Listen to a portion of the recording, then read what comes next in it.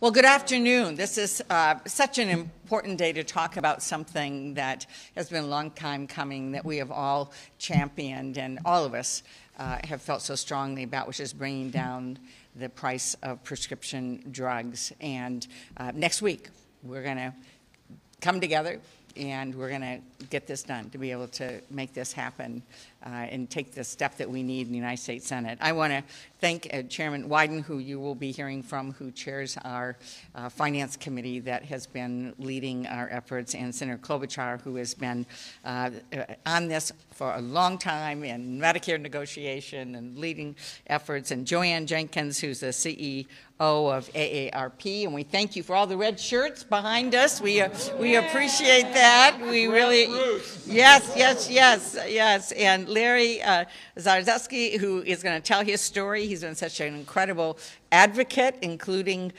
being on TV, and he's willing to do autographs and pictures afterwards if you'd like to do that. And David Mitchell, who is the founder of Patients for Affordable Drugs Now, which is also a very, very important organization to this effort. So thank you so much. So let me just start by saying Americans pay the highest prices in the world for prescription drugs, often 3 or 4 times more than people in other countries, even though we have hundreds of billions of dollars in research and development dollars that we give to the drug companies to develop drugs. We have tax credits so they can write off the costs of their R&D. We support all of these efforts in the United States through American tax dollars, and yet we have the highest prices in the world. That make no sense. 1 out of 4 Americans can't afford the medicine they depend on. 1 out of 4. From 2000 to 2018, the big pharmaceutical companies raked in $11.5 trillion with a T, trillion dollars, while we have the highest prices in the world. It makes no sense. Between 2016 and 2020, drug companies spent $575 billion on stock buybacks, about 10 times more than they spent on research and development. So they're helping their shareholders, but they're not helping the people that need the medicine. And on top of that, we've seen significant increases in executive compensation while people struggle to afford life-saving medications. Tens of millions of dollars for a CEO in their compensation. And let me also say that this is an industry that spent $353 million on lobbying last year, which is nearly double the spending on any other industry, which is why, when you look at the numbers, it's at least 15 drug company lobbyists for every 1 senator. So next week when we go into this fight that we're going to win here in the United States Senate, there's going to be 15 people on the other side for each of us. Now, this is a problem, but it's okay. It's okay. And it's okay, and we're going to do it because so far in 2022, pharmaceutical companies have already raised the prices this year for over 1,186 drugs. And in July, we're still in July, they've raised the prices on over 100 drugs this month. So if there ever was a sense of urgency, it is right now. And that's why we have a common sense plan to lower drug prices, and it's going to save $288 billion over the next 10 years. It's about negotiating prescription drug prices. How long have we been saying that, Mr. Chairman? Senator Klobuchar, we have negotiate. How in the world do we not use the buying power of Medicare to negotiate prescription drug prices? Put a cap on the amount of money people have to spend out of pocket at $2,000 a year, which means a diagnosis like cancer will no longer mean $10,000 or more with a single drug to treat it.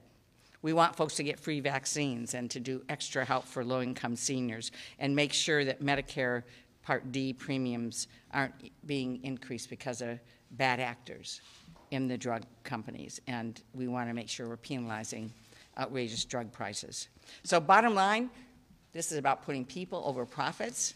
We need to get this done. I want to thank so much our advocates that are here. I want to thank AARP for leaning in and being able to communicate on behalf of seniors and people with disabilities over and over and over again. I want to thank Patients for Affordable Drugs Now for leaning in over and over and over again. This is something that is long overdue to get done.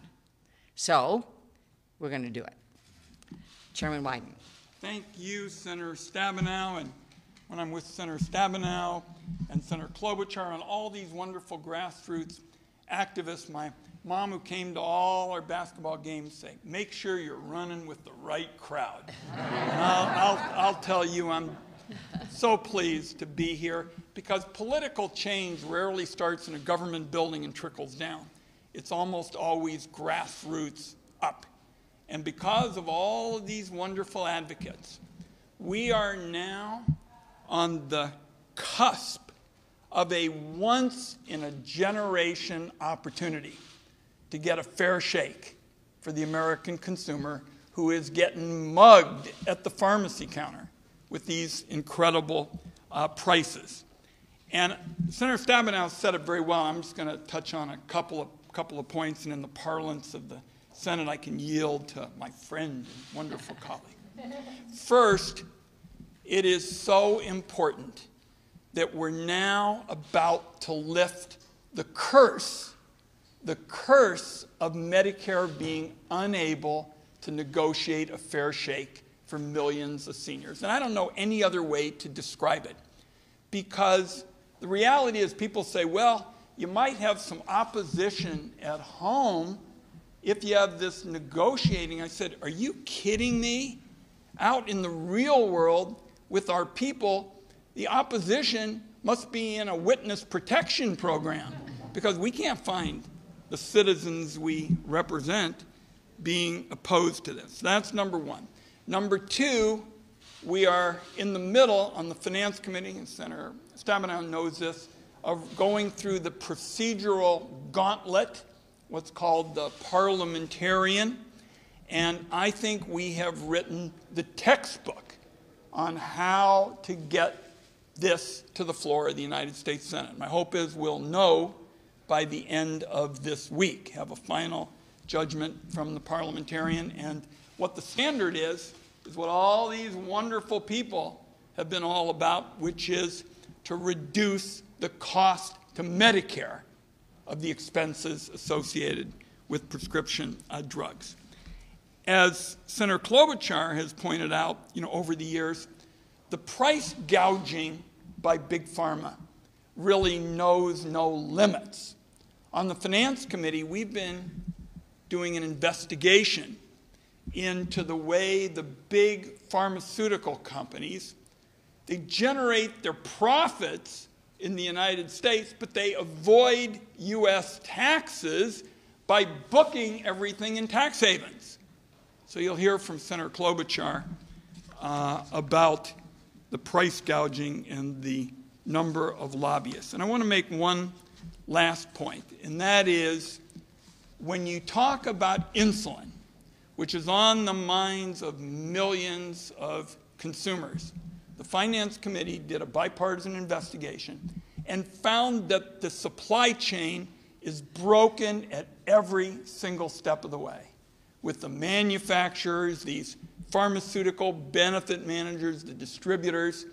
If you're having trouble sleeping tonight, read the Finance Committee's investigation on this, because the footnotes alone document, Senator Grassley very involved, the Democrats very involved, what a ripoff this is. And I'll close with this. Insulin prices should have gone down years ago. They should have gone down years before that. And they should have gone down years before that. And this group up here says, now's the time. Now's the time to tell all of those people all across the country who've done nothing wrong, but they've been challenged, say, by diabetes or other health care challenges, that we're speaking for you. The big pharmaceutical companies have come in year after year after year with big price hikes for insulin.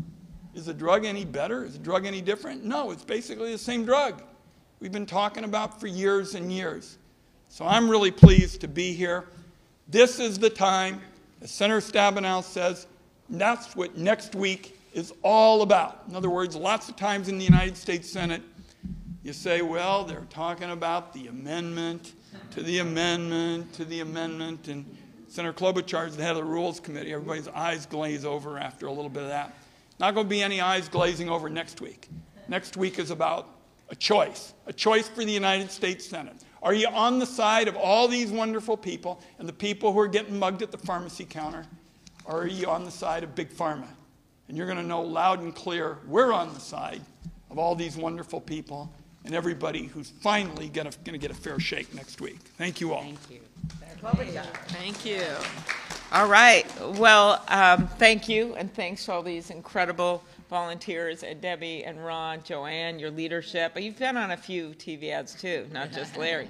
As Ron was talking, I was thinking about my mom was actually in some of my ads about this when I first ran for Senate. And during one of my debates, my daughter, who was about 11 at the time, I think, actually was at a home with my mom, and my mom said, "What's your mom talking about in the debate about a donut hole in prescription? What is that?"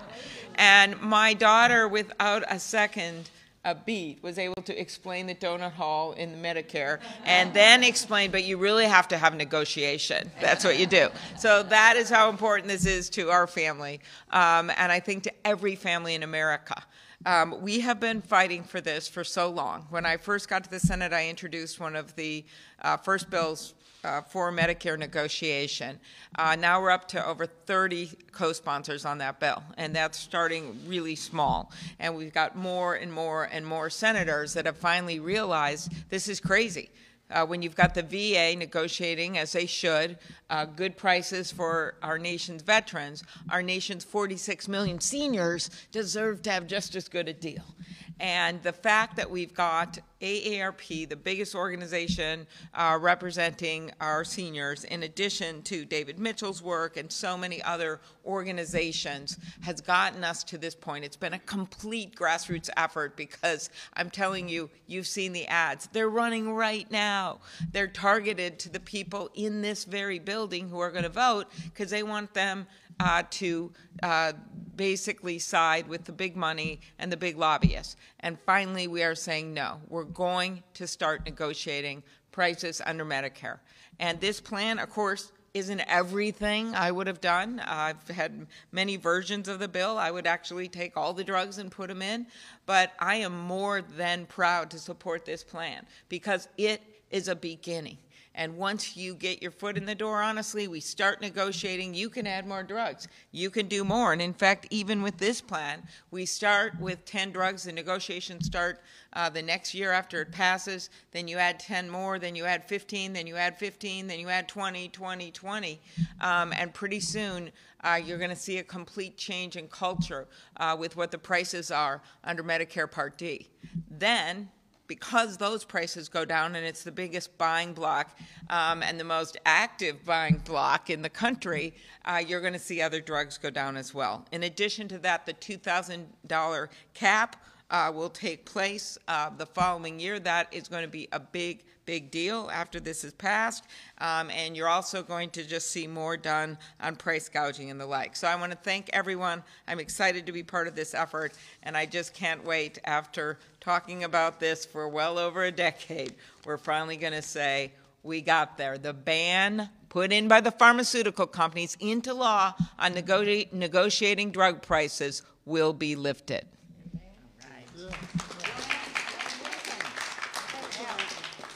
Excellent.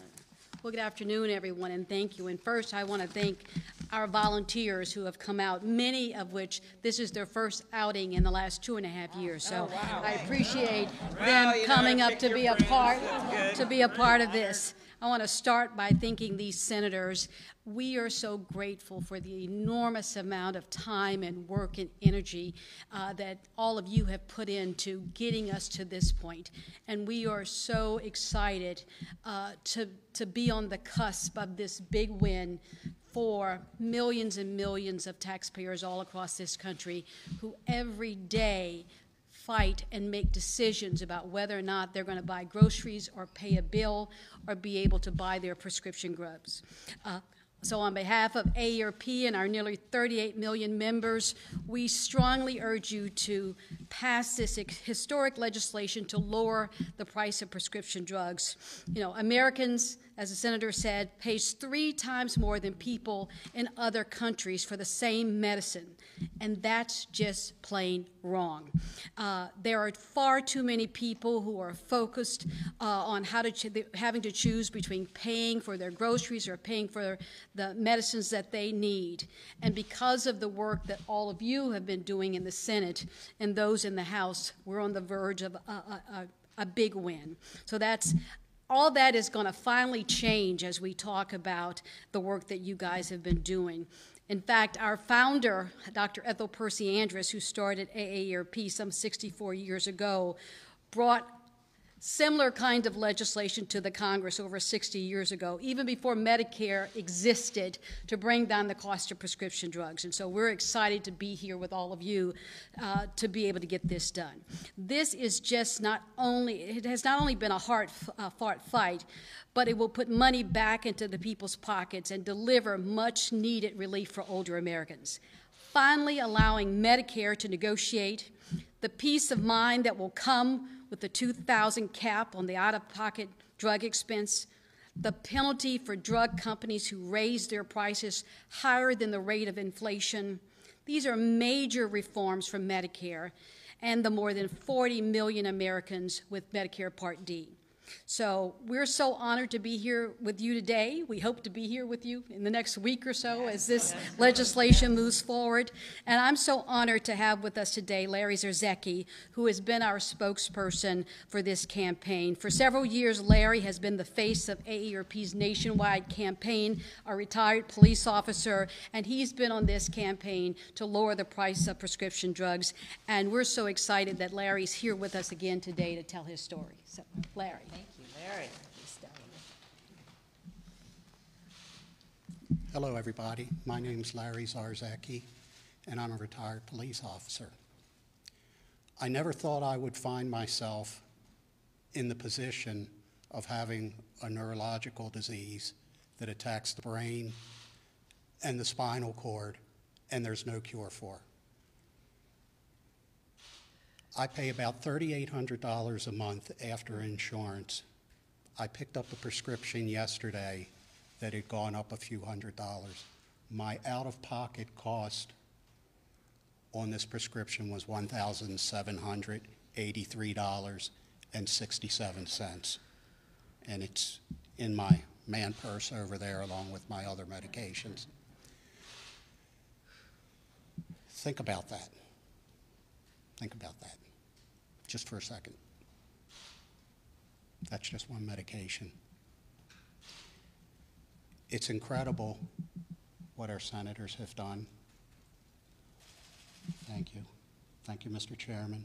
What our chairman has done, what our volunteers are doing and do every day.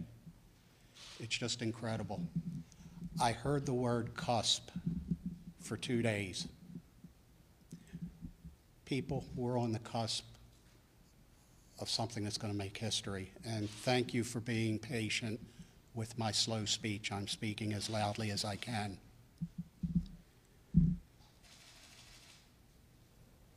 Other than having to find myself making the choice of heat, eat, or treat, I found myself having to sell my home. Now I'm living in my son's basement. That's very uncomfortable for me. He doesn't mind, his wife doesn't mind, my grandsons don't mind. But I would like to at least have an extra $25 a month to be able to do something with them. What our lawmakers and AARP have accomplished will allow that. I'll be spending that money right back into our communities. These price breaks, I believe, are going to help communities. People will be more apt not to go out and self-medicate from the nearest street corner.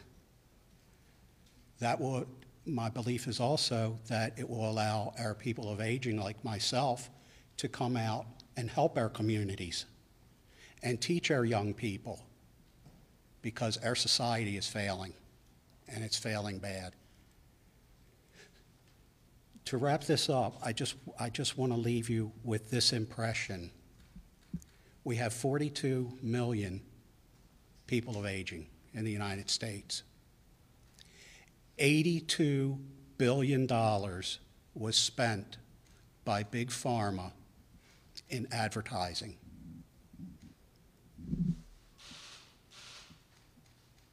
Something's off balance a little bit. And next week, with the hard work of our two great senators and our remaining senators, AARP, Mr. Chairman, all of our volunteers, we are going to make this cusp of history happen. Thank you all very much for listening to what I had to say and listening to my story. And I'll now yield to Mr. David Mitchell. Yay. Thank you.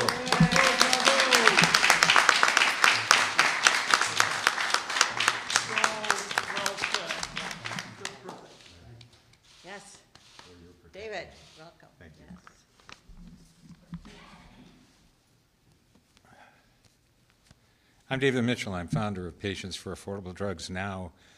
I want to thank Joanne and Larry in particular for coming out today. It's a little risky for us to do this, but this is too important not to be here. First, I want to thank Senators Stabenow, Klobuchar, and Chairman Wyden for their leadership in the fight to lower drug prices. Each has been a champion for patients for years. It's because of their leadership that we are on the cusp of getting the job done. I founded Patients for Affordable Drugs because I have an incurable blood cancer, and prescription drugs are keeping me alive, literally. I go for infusion therapy every 2 weeks. Right now, my doctors have me on a 4-drug combination that carries a list price of more than $900,000 a year. Just one of those drugs costs me more than $16,000 a year out of pocket. Now, I'm grateful for these drugs. They're keeping me alive, but the simple fact is they are wildly overpriced, as are many drugs for cancer, MS, autoimmune diseases, cardiovascular disease, and so many others. Yet Big Pharma continues to raise prices at will on brand-name drugs millions of Americans rely on. Drug companies have taken almost 1,200 price increases so far this year, more than in the same period in 2020 and 2021. What's the impact on patients? Well, 3 in 10 report not taking their medication as directed due to cost. We hear from patients every day who must choose between paying rent, buying food, or spending for their medications. And Americans are paying almost 4 times what other wealthy nations pay for the very same brand name drugs. Drug companies use us as a piggy bank because we are the only nation that lets them dictate prices. But things are about to change. The legislation now before the Senate will deliver truly historic reforms. For the very first time, after almost 20 years of fighting, Medicare will be able to use its purchasing power to negotiate lower prices for Americans. For the very first time, there will be curbs on annual drug price increases to limit them to no more than the rate of inflation. For the very first time, there's going to be an annual out-of-pocket cap for Medicare beneficiaries like me, currently, who are paying in some cases as much as $15,000, $16,000 a year. When the new law takes effect, that number will be $2,000 a year.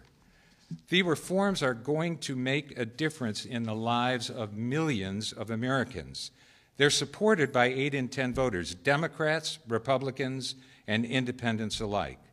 Now, of course, the drug industry is doing everything it can to try and block these reforms. They're running false ads that try to scare patients like me, claiming that diseases will go untreated if these policies are adopted. Well, that's poppycock. The truth is, the independent, nonpartisan Congressional Budget Office says the impact on drug development will be minimal or non-existent, and that lower prices will increase access to treatments and improve health now. Congress has got to seize this opportunity to help Americans. Leader Schumer says Senate Democrats are ready to pass it. Nancy Pelosi says the House is ready to take it up. The President says he's ready to sign it. The votes are there. It's time we got this done.